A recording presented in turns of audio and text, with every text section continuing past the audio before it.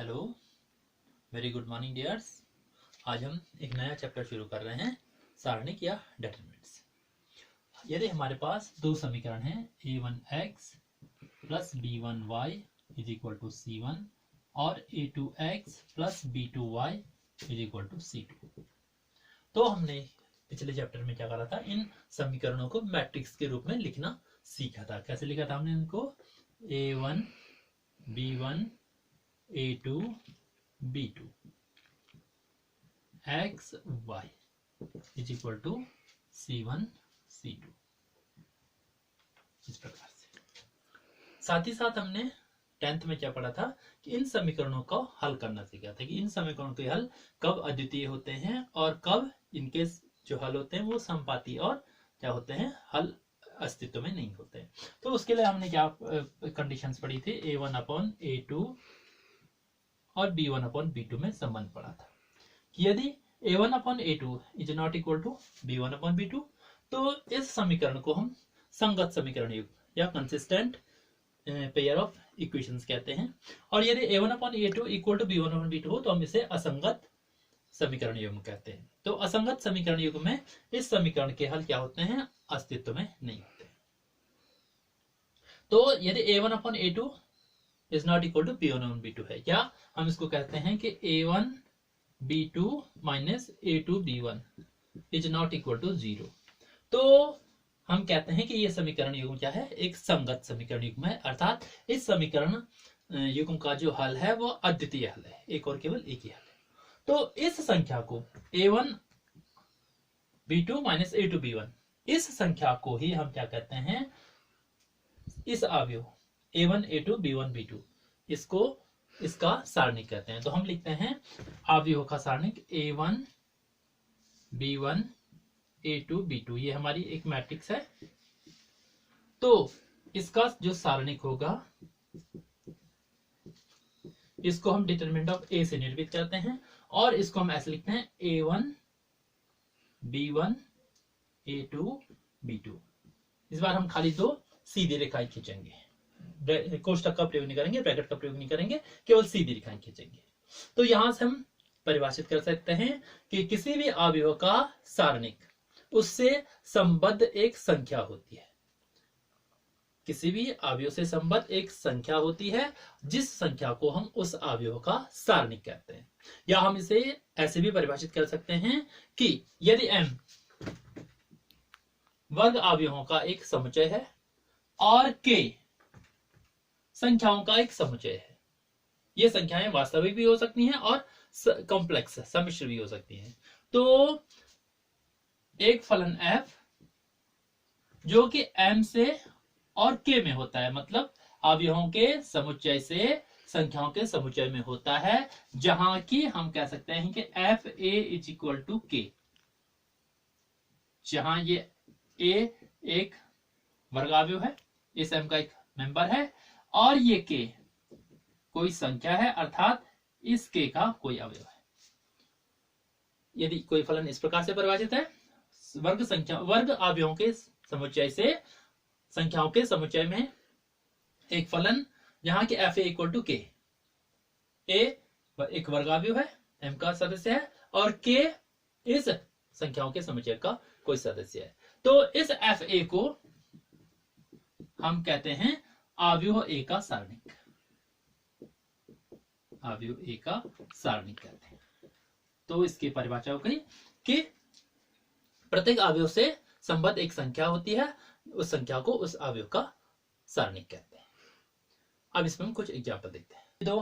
दो मैट्रिसेस हैं हमारे पास, a equal to a11 a12 a21 a22 और b इक्वल टू 2 4 -1 2, ये दो मैट्रिसेस हैं।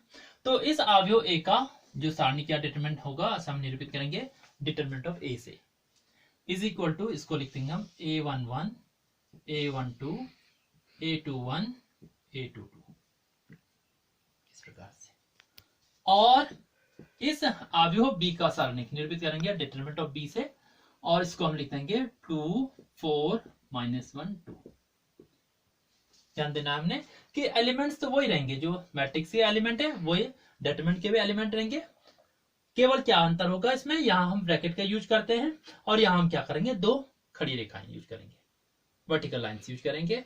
साथ ही साथ एक इंपॉर्टेंट होगा कि इस डिटरमिनेंट का कोई मान होता है जबकि इस मैट्रिक्स का कोई मान नहीं होता है। अच्छा, अब आते हैं द्वितीय कोटि के सारणिक का मान। लिख देते हैं द्वितीय कोटि के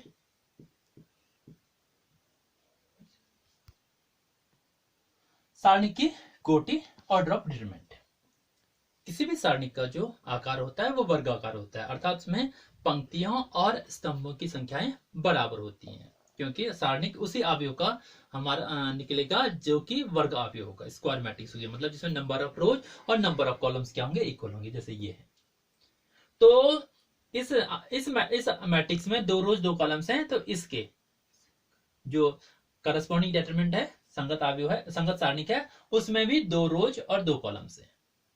तो इन्हीं रोज और कॉलम्स की संख्या के आधार पर हम सारणिक की कोटि को परिभाषित करते हैं। हम कहेंगे कि किसी भी सारणिक में जितनी पंक्तियां अथवा स्तंभ होते हैं वो उस सारणिक की कोटि को परिभाषित करती है।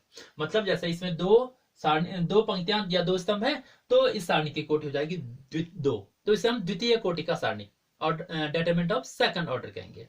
जिसमें 3 पंक्तियां 3 स्तंभ होंगे उसे हम तृतीय कोटि का सारणिक कहेंगे और उसकी कोटि 3 होगी।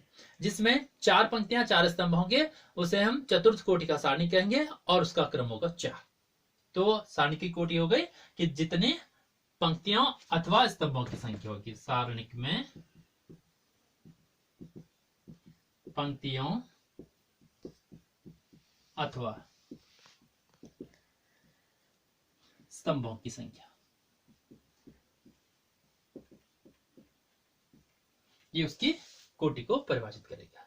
अब आते हैं द्वितीय कोटि के किसी सारणिक का मान। ऐसे सारणिक का हम मान ज्ञान करेंगे जिसमें 2 पंक्तियां अथवा 2 स्तंभ होते हैं। द्वितीय कोटि के सारणिक का मान, value of determinant of second order. जैसे ये हमारे 2 द्वितीय कोटि के सारणिक है, हम इनके मान निकालेंगे। मान निकालने के लिए हमने क्या करना है, इसके मुख्य विकर्ण जो प्रिंसिपल डायगोनल है, ये इसके एलिमेंट्स के गुणनफल में दूसरे विकर्ण के एलिमेंट्स के गुणनफल को घटा देना है। मतलब हम क्या करेंगे, determinant of A is equal to, ये हो जाएगा A11 इंटू A22, इन दोनों का गुणनफल, माइनस A12 इंटू A21, इन दोनों का गुणनफल। इन दोनों के गुणनफल में से इन दोनों के गुणनफल को अगर हम घटा देंगे तो इस सारणिक का मान हमको प्राप्त हो जाएगा। जैसे इसमें देख लेते हैं, value of determinant of B is equal to क्या आ जाएगा, इन दोनों का गुणनफल 2 इंटू 2 माइनस इन दोनों का गुणनफल 4 इंटू -1, तो ये जाएगा 2 2 जा 4 माइनस -4, अर्थात ये जाएगा 4 प्लस 4 इज इक्वल टू 8। तो इस सारणिक का मान कितना हो गया, 8 हो गया। इस प्रकार से हम इनके सारणिक के मान ज्ञात करते हैं। अब आते हैं अगला आर्टिकल और सेकंड, उपसारणिक था सेकंड। पहले आते हैं उपसारणिक या माइनर। ये उपसारणिक और सेकंड किसी भी सारणिक के अवयवों के होते हैं और इसको परिभाषित करते हैं कि किसी सारणिक के किसी अवयव का उपसारणिक उस अवयव की संगत पंक्ति और संगत स्तंभ के सभी अवयवों को छोड़ देने पर प्राप्त होता है। किसी भी सारणिक के किसी अवयव का उपसारणिक उस अवयव की संगत पंक्ति तथा संगत स्तंभ के सभी अवयवों को हटाने या छोड़ने पर प्राप्त होता है। जैसे हम लिख देते हैं, ये हमारा कोई सारणिक है, A1 B1 C1 A2 B2 C2 A3 B3 C3, ये है हमारा कोई डिटरमिनेंट है। हम क्या करना है, इसका उपसारणिक निकालते हैं। हम लिखेंगे अवयव A1 का उपसारणिक, और इस उपसारणिक को हम निरूपित करते हैं MIJ से। IJ का मतलब आईवी पंक्ति और जेवें स्तंभ के अवयव का उपसारणिक। तो ये देखो, ये पहली पंक्ति और पहले स्तंभ का अवयव है, तो हमने क्या लिख दिया, पहली पंक्ति और पहले स्तंभ के अवयव का उपसारणिक, M फॉर माइनस उपसारणिक। तो ये क्या होगा, हम क्या करेंगे, इस रो को छोड़ देंगे, क्योंकि पहली रो में ये A1 है, तो इस रो को छोड़ देंगे, सभी अवयवों को छोड़ देंगे, और इस स्तंभ को भी छोड़ देंगे क्योंकि पहले कॉलम में पहले स्तंभ में है, तो इसके सभी अवयवों को छोड़ देंगे। तो क्या बन जाएगा, हमारा बन जाएगा B2 C2 B3 C3, इस टाइप से।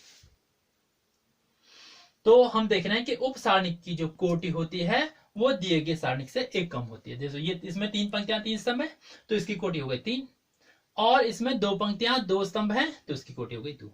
इसी प्रकार हम अगर हम इस B2 का उप सारणिक निकल रहे हैं तो लिख देंगे अवयव B2 का उप सारणिक M22 है, ये दूसरी पंक्ति का है और दूसरे स्तंभ का है। तो इस बार हम क्या करेंगे, इस बार हम दूसरी पंक्ति को छोड़ देंगे, दूसरे स्तंभ को छोड़ देंगे। तो हमारे पास क्या बन जाएगा, A1 C1 A3 C3। ये हमारा B2 का उपसारणिक हो गया। इसी प्रकार से हम किसी का भी इसमें उपसारणिक निकाल सकते हैं। अब आते हैं सहखंड।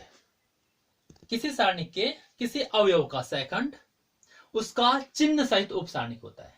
मतलब हम क्या लेंगे, अगर हम AIJ का सहखंड निकाल रहे हैं, कोई डिटरमिनेंट हमारा ए डिटरमिनेंट है, उसका कोई अवयव AIJ है, मतलब आईवीं पंक्ति और जेवें स्तंभ का अवयव है, उसका हम क्या कर रहे हैं, सहखंड निकाल रहे हैं। तो इसको हम निरूपित करेंगे इसके करस्पॉन्डिंग कैपिटल लेटर से AIJ, और इसका मान होगा -1 raised to the power 1 I plus j into MIJ।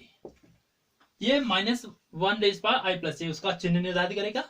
ये I इस की पंक्ति की संख्या है, j इसके स्तंभ की संख्या है, और MIJ उसका उपसारणिक हो गया। तो किसी सारणिक के किसी अवयव का सहखंड उसका चिन्ह सहित उपसारणिक होता है। जैसे एक एग्जांपल लेते हैं हम, ये हमारा एक छोटा सा डिटरमिनेंट है, determinant of A equal to 1 - 2 4 3, द्वितीय कोटि का सेकंड ऑर्डर का है। हम इसके अवयवों के उपसारणिक और सहखंड निकाल लें। तो पहले इस 1 का उपसारणिक, अवयव 1 का उपसारणिक M11 हो जाएगा। M11 इज इक्वल टू, ये क्या हो जाएगा, इसको छोड़ देंगे, इसको छोड़ देंगे, मतलब पहली पंक्ति को छोड़ दिया, पहले स्तंभ को छोड़ दिया, तो केवल हमारा बच गया 3। ऐसे ही अवयव -2 का उपसारणिक, ये पहली पंक्ति और दूसरे स्तंभ का है, M12 हमको लिख देंगे। इसका इस बार क्या होगा, इसका पहली पंक्ति को छोड़ देंगे और दूसरे स्तंभ को छोड़ देंगे, तो ये कितना आ जाएगा 4। अवयव 4 का उपसारणिक M21 दूसरी पंक्ति और पहले स्तंभ का है, तो हम दूसरी पंक्ति और पहले स्तंभ को छोड़ देंगे, ये हो जाएगा -2। और अवयव 3 का उपसारणिक जाएगा M22 दूसरी पंक्ति और दूसरे स्तंभ का है, दोनों को छोड़ देंगे, दूसरी पंक्ति को भी छोड़ देंगे, दूसरे स्तंभ को भी छोड़ देंगे, दे जाएगा 1। ये तो इसके क्या आगे उपसारणिक। और अगर हम इसके सहखंड लिखते हैं तो अवयव 1 का सहखंड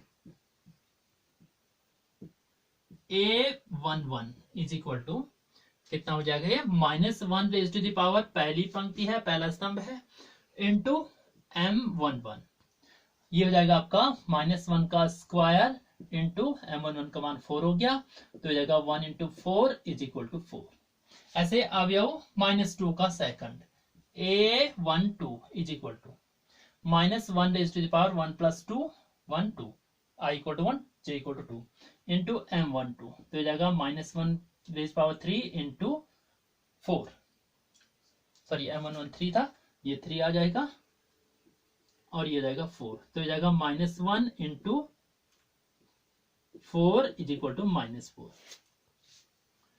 फिर अवयव 4 का second A21 is equal to -1 raise to the power 2 + 1 into M21 is equal to, ये जाएगा -1 raise power 3 into -2 is equal to जाएगा -1 इंटू -2 इज इक्वल टू 2।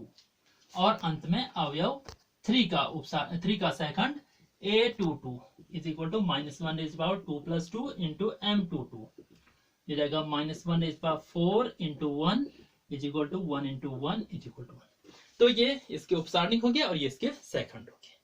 तो इस प्रकार से हम सेकंड और उपसार निकालेंगे। एक और एग्जाम्पल इसमें देख लेते हैं। ये हमारा एक तृतीय कोटि का सारणिक है, डिटरमिनेंट ऑफ थर्ड ऑर्डर है। इसके 2 - 3 5 6 0 4 और -1 1 5 -7। हम इनके सारे अवयवों के क्या निकालते हैं, उपसारणी भी निकालेंगे और सहखंड भी निकालेंगे। तो क्या हो जाएगा, सबसे पहले अवयव 2 का उपसारणिक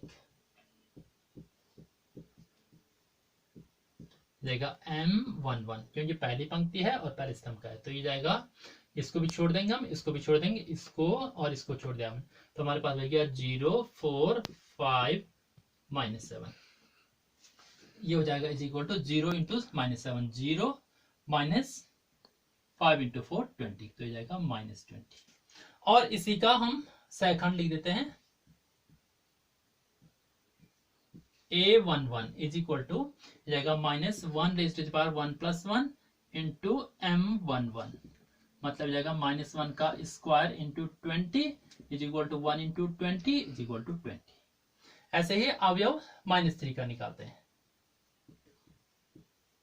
अवयव -3 का उपसारणिक जाएगा M12। तो क्या करेंगे, दूसरी पंक्ति और दूसरे स्तंभ को छोड़ देंगे, तो ये जाएगा हमारे पास 6 4 1 -7 इज इक्वल टू, ये जाएगा 6 इंटू -7 -4 इंटू 1, तो जाएगा -42 -4 इज इक्वल टू -46। और इसी का हम अवयव -3 का सहखंड निकालेंगे, A12 इज इक्वल टू हो जाएगा -1 इज पावर 1 + 2 इंटू M12, तो ये जाएगा -1 is power 3 into -46 is equal to, ये जाएगा -1 इंटू -46 इज इक्वल टू 46। इसी प्रकार हम किसी का भी निकाल सकते हैं, हम इसका निकाल रहे हैं 5 का अवयव